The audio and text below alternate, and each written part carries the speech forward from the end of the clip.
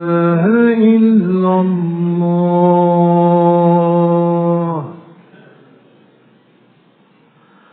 أشهد أن محمد رسول الله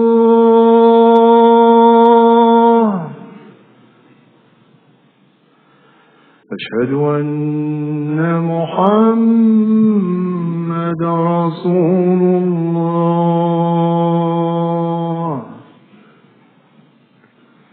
حي على الصلاة حي على الصلاة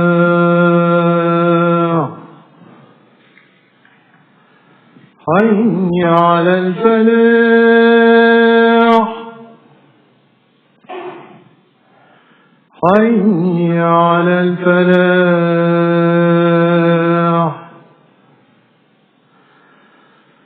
الله أكبر الله أكبر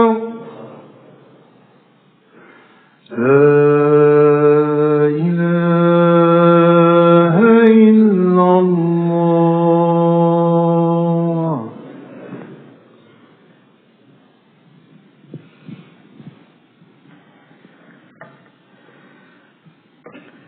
الحمد لله وكفى والصلاة والسلام على رسول الله وعلى آله وصحبه ومن والاه أما بعد رب يسر ولا تعسر وتمم بالخير وبك نستعين يا فتاح رب اشرح لي صدري ويسر لي أمري واحلل عقدة من لساني يفقه قولي رب زدني علما والحقني بالصالحين سبحانك لا علم لنا إلا ما علمتنا إنك أنت العليم الحكيم سبحانك لا فهم لنا إلا ما فهمتنا إنك أنت الجواد الكريم. My dear respected elders, brothers and sisters in Islam, getting straight to it and recapping once more, the mindset of faith is one that puts Allah subhanahu wa ta'ala at the center of everything in your life. Once that level of acceptance is embraced, the borders of faith is defined. Once those borders are not just defined, but they're secure and they're concrete, the blueprint of what stays within it and what remains outside of it is in your hand. For those of us who don't know where I'm going, this is a continuation of the last 2 weeks. This is part 3 of 4 parts in a series of the diseases that plague the soul. 2 weeks ago we talked about the mindset of faith. Last week we talked about the primary citizen that should reside within the borders of your faith, and that is the quality of selflessness. This should not only become your demeanor and your way, rather it should become your national identity. As for selfishness, we talked about it last week. It is blacklisted in the borders of faith, and it will remain blacklisted for eternity. Today we are continuing this discussion with part 3 of 4 of this series.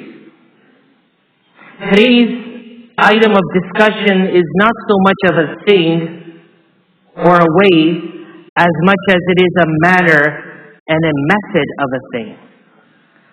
I humbly request all of you to bear with me today as I make the case and set forth the points. May Allah subhanahu wa ta'ala open all our eyes and hearts as He opens our ears and minds. Ameen ya Rabbil Alameen. Now, today's topic is a very difficult topic. I'm sure many of you are going to be flabbergasted as I start, but as I said, please be patient with me. There is a principle that we are taught in this deen of ours, and that is La haya'a fid deen. There is no shame in our religion. Many of us believe that age should be a factor in what we talk about and when we talk about a certain topic. I agree with that. Hence, the topic of discussion today is one for teens and adults, and that is why I'm bringing up that topic today in the absence of our children who are in the school. I'm doing this to highlight a point and the need for education on that point. The topic, no doubt, is for those who are mature. Sadly, it is exposed to those who are not of that age in our current day global culture. And I will respectfully disagree with anyone who says, why are you speaking about this? Because our world is amplifying the sound bites of it even to the tender minds of our young children. I want to give you an example of one hadith where the Prophet Muhammad ﷺ not only answered an inquiry, but he created a culture where the inquiry could be made, and then he rebuked a mindset that would have prevailed if he didn't confront it openly. This hadith isn't written in the over 18 section of Imam Bukhari's compilation. There is no over 18 section of Imam Bukhari's compilation. Salama radiallahu ta'ala anha, she states that Sulaym came to the Prophet Muhammad sallallahu alayhi wa sallam and said, Ya Rasulullah, Allah is not too shy to tell the truth. She is trying to put herself in a position that she fears the Prophet ﷺ would judge her on this. So she's saying, well, Allah doesn't shy away, right? So I want to now say this to you. Does a woman have to take a ghusl if she has a wet dream? The Prophet ﷺ said, if she sees water, yes, she has to take a bath. Now Salama radiallahu anha covered her face. And she said, Ya Rasulullah, can a woman have a wet dream? He said, yes. Saribat yadak, may your right hand be rubbed in dust. How else would the child resemble her? This hadith is not only recorded by Imam Bukhari, but also by Imam Muslim. What is the point here? I'm not going into the subject matter of a wet dream. What I'm talking about is matters of such which would have been considered taboo when the culture of Islam came about. The Prophet ﷺ made it very clear, do not consider a subject matter a taboo. Because when you do so, you open the doors for the ills that prevail in society, plague society, and destroy society. This, my dear brothers and sisters, is one of many numerous traditions where a topic was never ignored because it was perceived to be an immodest one or an unworthy one. Today, all I intend to do is touch on one hadith. Not even the entire hadith, rather a part of it. Inshallah, today we will discuss the hind part of the hadith, and inshallah next week we will conclude with the initial part of the hadith. And that will inshallah cover our 4-part series on the diseases that plague the soul. The topic of today's khutbah is diseases that plague the soul, part 3, safeguarding the private parts. May Allah subhanahu wa ta'ala guide us all. Ameen ya Rabbil Alameen. The hadith in discussion today, my dear friends, is the following. The Prophet Muhammad sallallahu alaihi wasallam said, "Man yadman li ma bayna lihyay wa ma bayna rijlay adman lahu al-jannah." Now you talk about how hard it is to get paradise. The Prophet sallallahu alaihi wasallam is telling you how easy it is, i.e., how easy the steps are. There's only 2. He didn't put a list of things, he just put 2. And if you can follow through on those 2 from your end, the Prophet ﷺ will follow through on his end. The hadith translation is, whoever can guarantee the chastity and protection of what is between the 2 jawbones, next week's topic. And what is between the 2 legs, I guarantee paradise for that person. Subhanallah. What does it mean between the 2 legs? Now, correct me after the khutbah if I'm wrong, but I personally never grew up hearing someone teach us that. It was like, let's be quiet about this thing, you'll figure it out. That's the culture, right? Don't talk about this, you'll figure it out. And that was the assumption that prevailed, and it still prevails. You see, my fellow Muslims, that is exactly why the distinction of halal and haram in reference to relationships in our ummah today is null and void, because we think they'll figure it out. What is between one's two legs? The hint. The continuation of human species is through it, and the destruction of the human species is also through it. Till recently, our culture adopted a hush mentality on discussing what they would term as immoral or shameful topics. But in the hadith that you heard in the beginning, our Prophet Muhammad sallallahu alaihi wasallam never remained silent. He never remained silent. Why then are we allowing silence to dominate our societies in reference to this matter? It is our silence that has taken us to where we are today, and if we don't talk about it, it's going to take us much further. When we fortify the border of our faith, we will learn right from wrong in reference to this matter. The difference between the right and the wrong is a sin or thawab. Once the Prophet Muhammad ﷺ was talking about relationship with the Sahaba, and one of the companions asked him how it would be, how it would be that this is so important in our religion. Like, can't we talk about aqeedah? Can't we talk about salah? Can't we talk about unity? Why are you, Prophet ﷺ, talking about this? So he smiled and answered, if he does not do it through a legitimate way, he will do it through an illegitimate way. If we don't understand the legitimate way of using our private parts, the default is we will use it in an illegitimate way. Many a times we hear people criticizing our Muslim youth. Oh, we saw them at the mall with their girlfriend and they had no shame, or with their boyfriend they had no shame. Well, if you don't discuss what this is all about, then you cannot pin the blame of shame on them. The blame comes to us as parents. And the more we remain quiet, the more this is plaguing our generation. So it's only through education to the masses that we will be able to continue securing the borders of our faith. I want to break down for you what Islam said and what the world says. In our world, there is lust or there is love. In Islam, a relationship between the two of opposite gender is promoted. Not just as a need, but as an act of worship.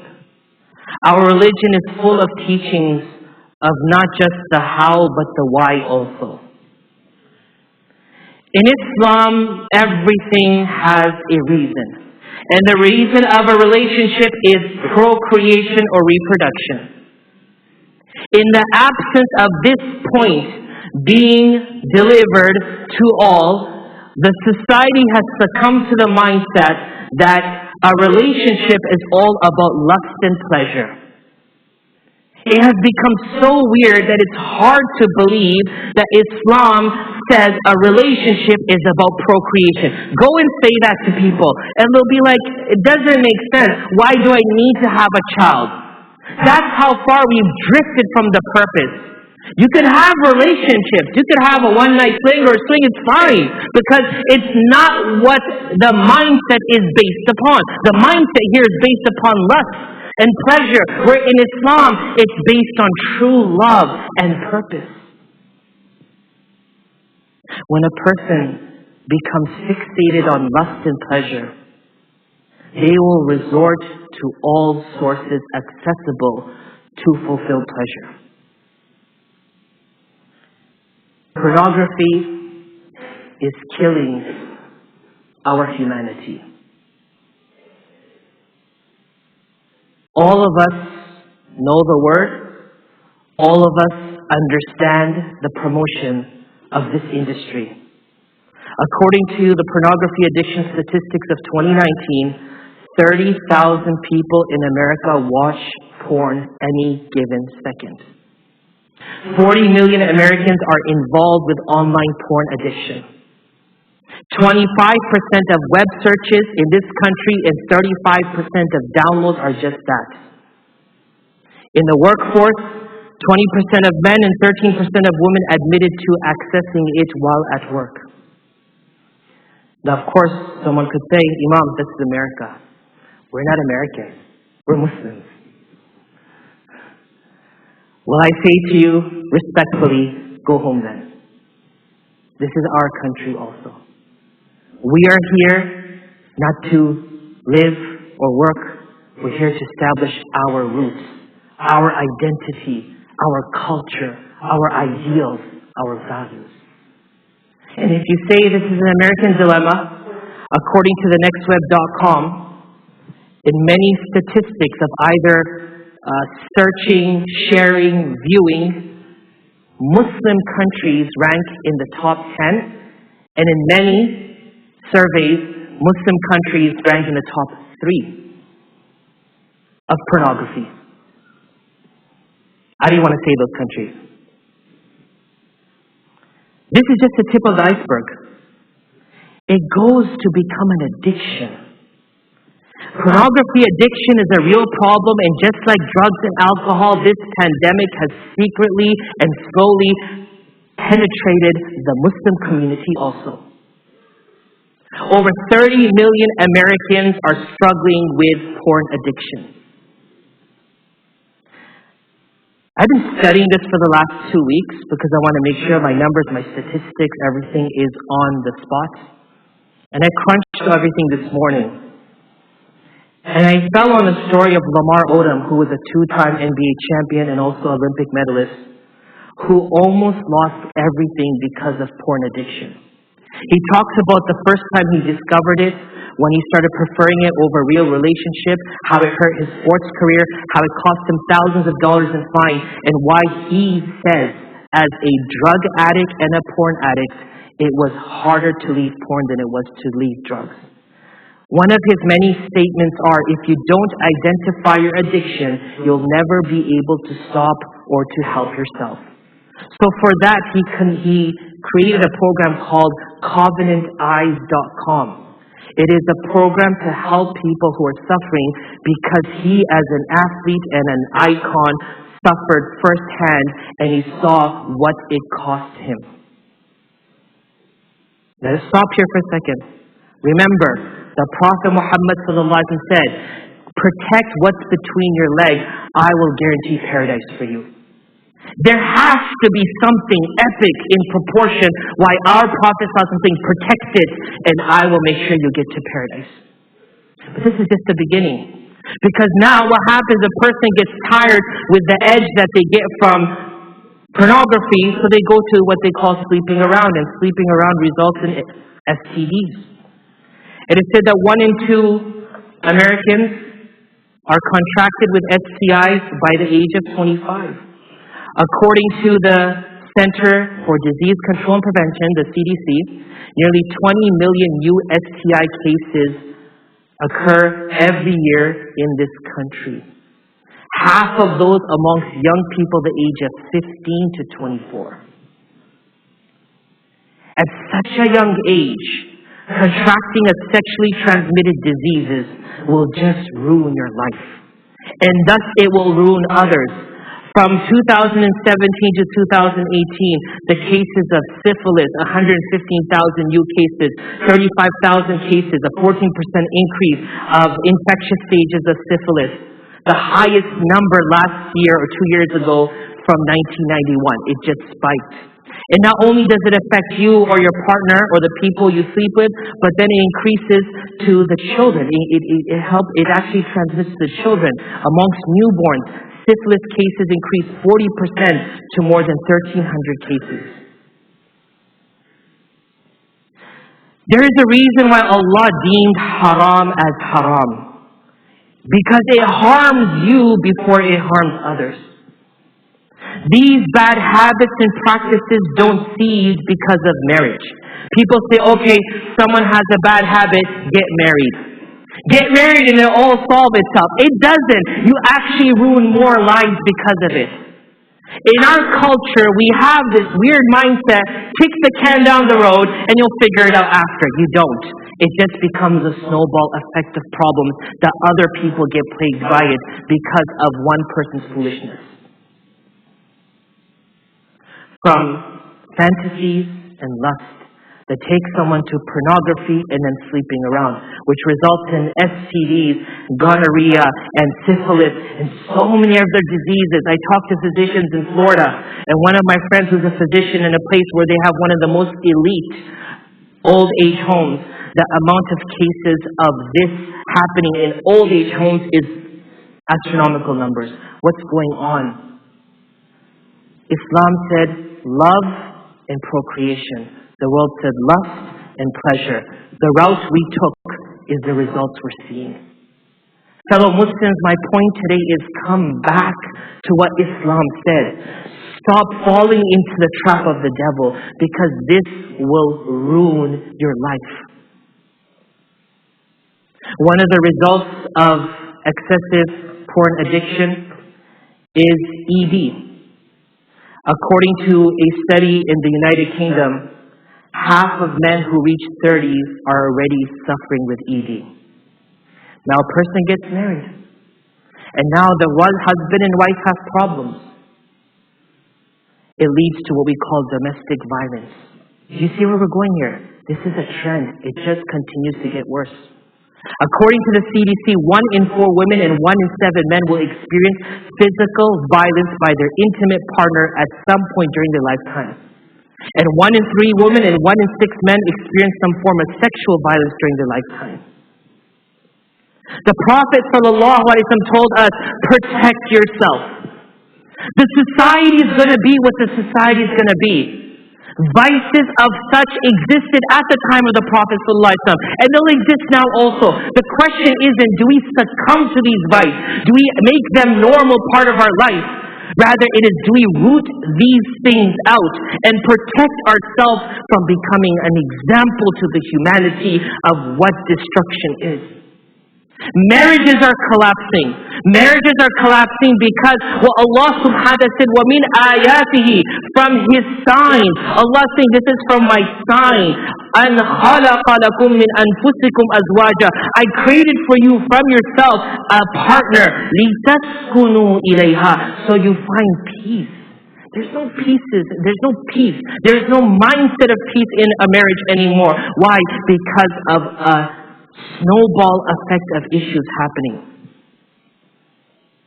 So once more, my dear brothers and sisters, this is just an overview, a synopsis of what the reality is.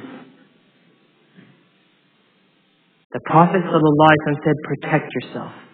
Protect what's between your legs, and He will guarantee paradise. May Allah allow us to benefit from the guarantee of the Prophet Muhammad ﷺ by ensuring that we protect our private parts. Ameen ya Rabbil Alameen.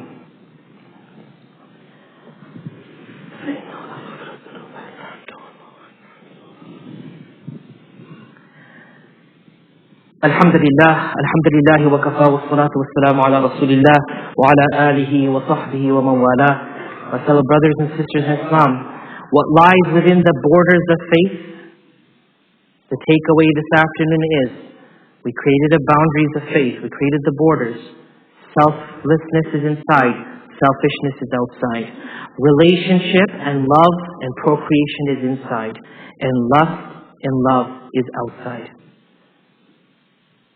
A true relationship will be fulfilling and a source of protection, while the latter, lust, will become a burden and a problem.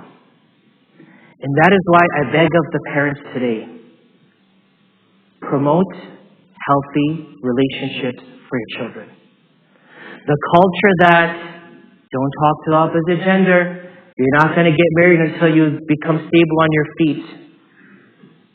I was going to present statistics of a survey that was conducted in our colleges and universities in America. How many Muslim brothers and sisters attending college are involved in gambling, smoking, drinking, and premarital sex? The numbers are in the 40 percentile range. This is no longer a joke. Our Islam is easy. Our Islam is the simple solution for all things. We need to have discussions about this in our homes. As difficult it may be in your eyes, well, you might not think it's difficult, but for me it was very difficult to deliver on this subject today because I know people are going to have their thoughts. But if I'm not going to talk about this, and if we're not going to create awareness here in our community, we're going to continue to see problem after problem multiply as the days pass. Have this discussion because this isn't just for the young ones or the single folk. Many people who are married continue to battle these diseases of pleasure and lust and addictions of such sort.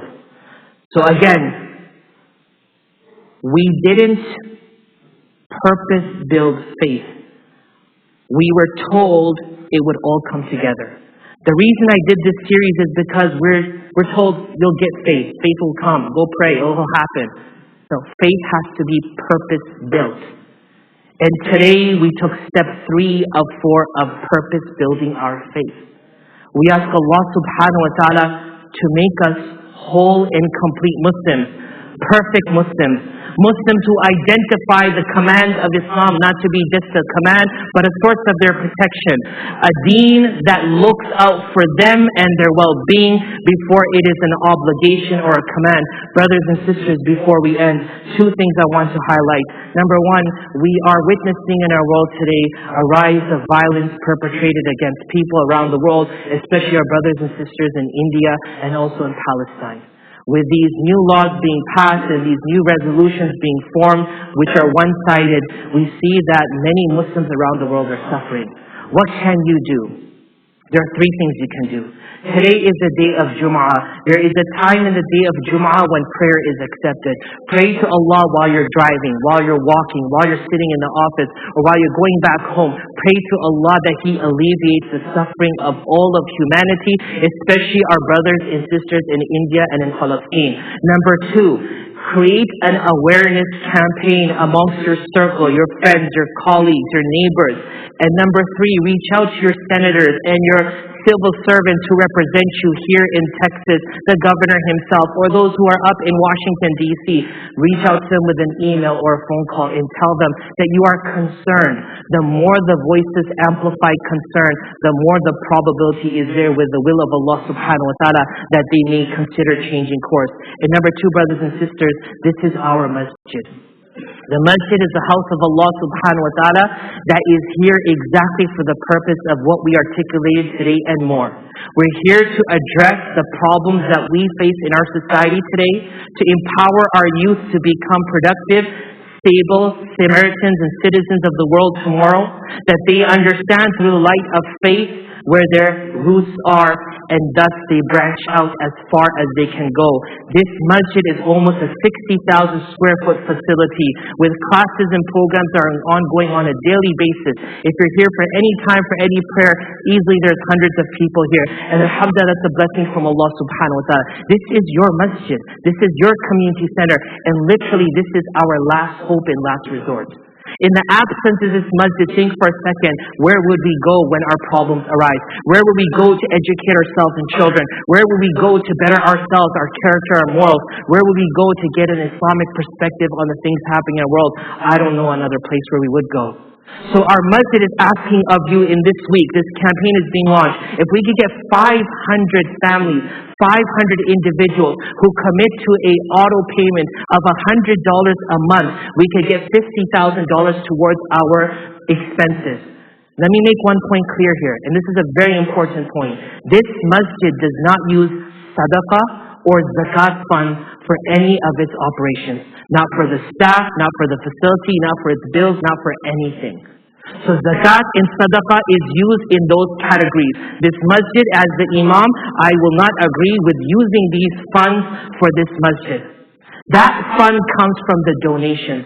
So brothers and sisters, if you can't pay, there's pledge cards outside, there's kiosks with the mohid. Go and sign up for recurring payments. If you can do $100, alhamdulillah, this is going to be amazing. If you and your family cannot do $100, let's do $20, let's do $50.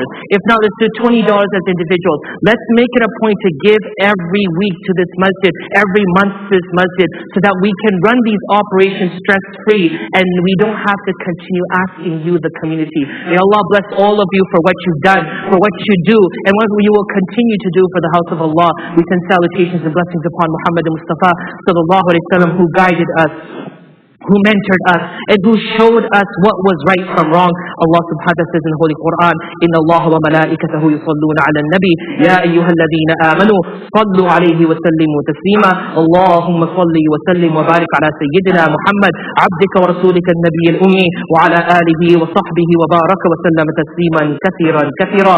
Allahumma اغفر لنا ذنوبنا وإسرافنا في أمرنا وثبت أقدامنا وانصرنا على القوم الكافرين. اللهم أرنا الحق حقا وارزقنا اتباعه وأرنا الباطل باطلا وارزقنا اجتنابه. اللهم حبب إلينا الإيمان وزينه في قلوبنا وكره إلينا الكفر والفسوق والعصيان واجعلنا من الراشدين. اللهم انصر الإسلام والمسلمين. اللهم عز الإسلام والمسلمين. اللهم انصرنا على من خالفنا واحفظ بلادنا وأصلح أولادنا واشف مرضانا وعاف مبتلانا وارحم موتانا وخذ بأيدينا إلى كل خير واعصمنا من كل شر واحفظنا من كل ضير. آمين يا رب العالمين. آمين يا رب العالمين. آمين يا رب العالمين. إن الله يأمر بالعدل والإحسان وإيتاء ذي القربى وينهى عن الفحشاء والمنكر والبغي يعظكم لعلكم تذكرون. فاذكروا الله يذكركم وادعوه يستجب لكم ولذكر الله أكبر والله يعلم ما تصنعون. Please ensure that our lines are straight, stand shoulder to shoulder. Fill all the gaps that are in front of you. There are many people standing outside, as I said in the beginning. Let's move forward, inshallah, and form those lines so that we can accommodate as many people inside.